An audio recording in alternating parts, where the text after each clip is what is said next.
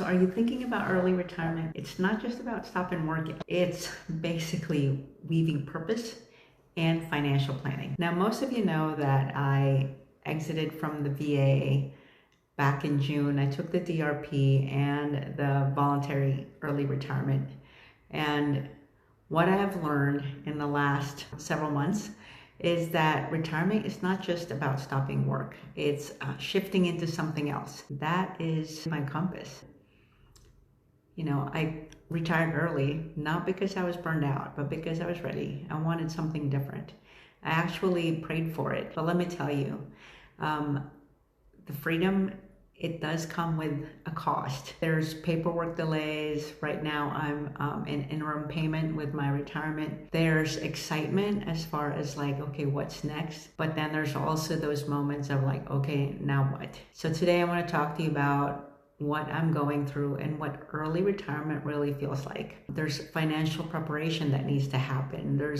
You have to be emotionally ready to be able to make that transition, and how I have learned to really rebuild purpose on the other side of 9 to 5. So there's some hidden mechanics when it comes to planning for early retirement. You have to think about the financial finish line. First, you have to submit your paperwork at least 90 days in advance. With the DRP and the VERA, that was a challenge because they were dealing with a lot of backlog. They were behind and there was a lot of uncertainty. Even HR was on the chopping block. And so they're going through their own challenges. The lady that was managing my retirement, she was awesome. She actually did get it done, but when I left my job in October, I didn't receive my first interim pay until December. So big tip, build up your annual leave. That lump sum amount,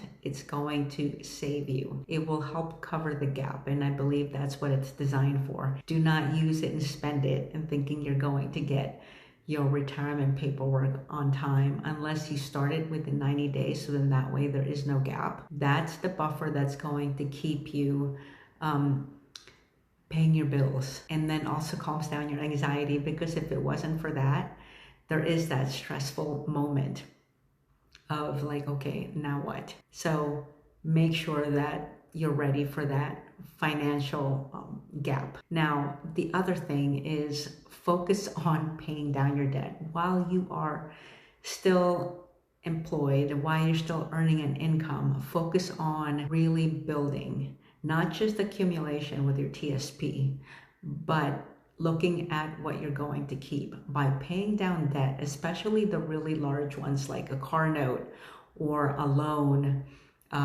Getting rid of those recurring debt payments, it has been a game changer. So that's one of the smartest things I did before leaving. I paid down the big ones. I did match my TSP contribution, but I had to take some of that money out and pay some of that debt because the interest is still higher than what I was earning. Why? Because reducing that debt helps relieve some anxiety. My pension is about 1/3 of what I was making. So by paying it down, I can actually just live off my pension, and then everything else will be extra. So at least I knew my benefits would cover the basics, and then there's the income from the business that I'm able to just build and not stress. If you're thinking about starting a business,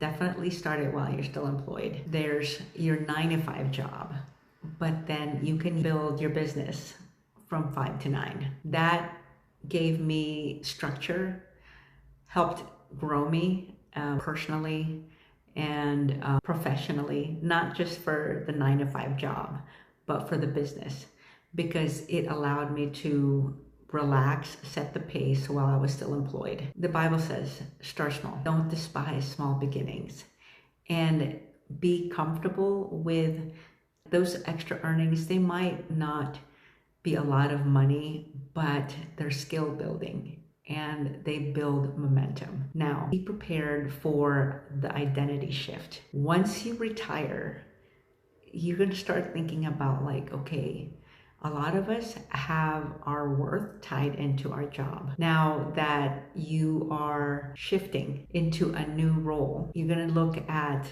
yay, I have time freedom. But retirement isn't just an empty calendar. It really does change your identity. A lot of us found a purpose in our job. I love my job. As an analyst, I was serving veterans. However, when the administration and who we were serving and how we were serving was starting to change, I knew I wanted to exit.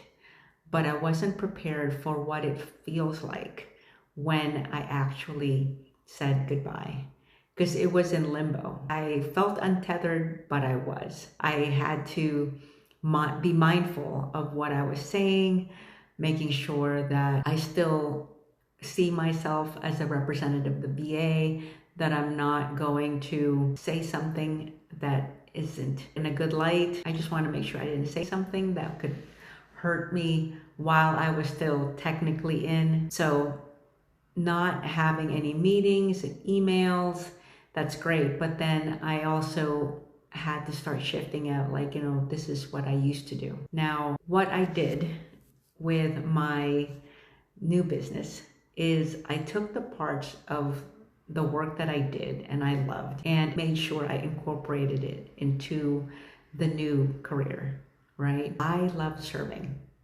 Absolutely do. I loved analyzing, looking at data, and then I also love teaching. So now I get to do a little bit of that in the business that I'm doing. So I get to serve people and help them plan for their retirement income and help them plan for their future. I get to analyze what products fits their needs because I'm an independent broker working with independent agents as part of a larger agency. So I get to communicate and serve the team as well as serve our clients. So that question about what I actually loved about my old job and what I can continue to do in the new one really helped create the new path. I realized that my value didn't come from working for the federal government. It came from the people that I was serving. So once you start really linking what you value, what you love, and purpose into your new career, honestly, the profit will come. To me, success right now, it is the time freedom, the location freedom, and being able to help people, families, and being able to serve them. And that has shifted everything. I know they talked about do something that you're passionate about. But did you know that passion also means something that you're willing to suffer for? So you have to find that next thing that you're willing to suffer for. Because business ownership is kind of romanticized as far as being your own boss, but we're never really our own boss. We are serving people, so they are the boss. Plus, it can get lonely sometimes, so this is where personal development really matters. You're going to learn to be the CEO, the CFO, the COO, customer service, marketing, sales. You're going to be everything all lumped up into one, and then finding the right resources to be able to kind of delegate where that needs to go. So now that comes into the next part, managing your time, finding community, making sure you have that mental capacity and staying healthy. It's not just us going to work and putting in our time, doing our part, talking to our supervisor, meetings, have those little Teams chats, and then you clock off and you move on and you have leave. With no boss, no set hours, your schedule becomes your responsibility. So I had to continue my morning routine. I still block my time with my daily prayer time because that relationship with God is very important to me. That helps sets the tone for my day. That's part of making sure that I am aligned with what he's calling me to do. The next is I have to continue to take care of my health. So I have a walking pad when we do our meetings, and I get to learn from other people with different experiences, staying connected, growing professionally because each and every person has a different growth when it comes to life, right? As a business owner, it's a totally different set of skills you have to learn. Now, I still stay connected. So I've made sure I connect with my group at church. I'm part of a women's Bible study. I'm also part of this community that I'm in with the independent brokers and agencies, of which we're part of a larger agency. So we get additional support, which gives us access to different types of services. So then that way I'm continuously growing and learning. Now, retirement can get lonely, but only if you let it. Now, emotionally preparing is just as important as financially preparing. So think about journaling, structuring your day, connecting with people who get you. So you have to make sure that this is something that you really want to do. And those are your retirement essentials. So here is your retirement readiness checklist. Make sure you submit your retirement paperwork 90 days before exit. Build a lump sum buffer for your income gaps. Pay off your debt and maximize retirement contributions. Start a side hustle before you retire. Create a 30-day time stewardship plan. So think about what your routine would look like.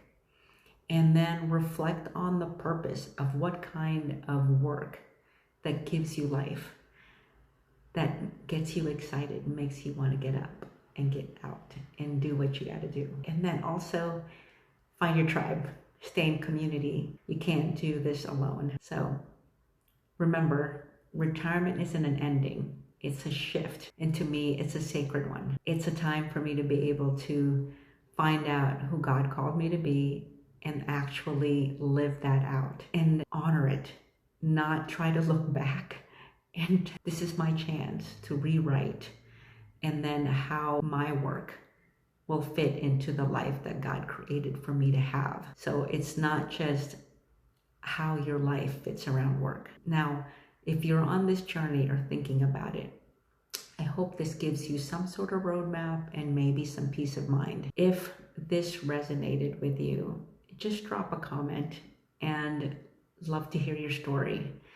And remember, don't just retire early, but live intentionally. So until next time, if this was helpful, please like, share, and subscribe. Thank you for watching.